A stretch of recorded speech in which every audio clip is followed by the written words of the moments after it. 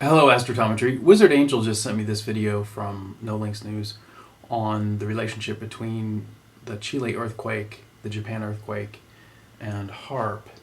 And this graph appears in the video, and I wanted to sort of provide a sort of critique on this. The time of the Japan earthquake was 2031 UTC on the 26th. And so if you go over to this graph, the 26th at 00 UTC is right here. This is 12 UTC, and 21 UTC, 2131 or 2031 UTC, excuse me, would be about right here. And so this would be about the place for the Japan earthquake. Now the Japan earthquake in this video is being pointed to right here for some reason when it's actually over here. And then as far as the Chile earthquake occurred on the 27th at 6:34 UTC. Now at 6:34 UTC on this graph, this is 00 UTC on the 27th, and this is 12 UTC, and so 6:34 is going to be right about in the middle. And so the Chile earthquake actually happened right about here on this graph. And so this is highly misleading, and several people have tried to move me on the possibility that the HAARP device is creating these earthquakes. And this earthquake in Chile wasn't nearly as large as the one back in 1960, which was one of the largest ones on record. And so this is an earthquake-prone area that has had these events happen before.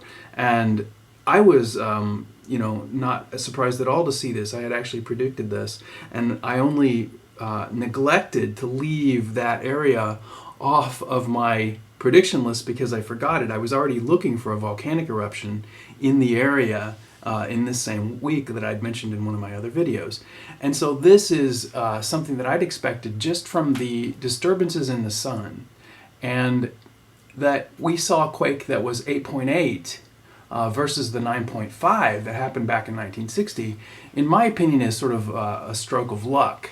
And HAARP didn't exist back in the 1960s. And so to jump to the dangerous conclusion that HAARP is causing these things, I think is a terrible mistake. If it did have an effect like that, I think the effect would be more where it was rather than at a distance.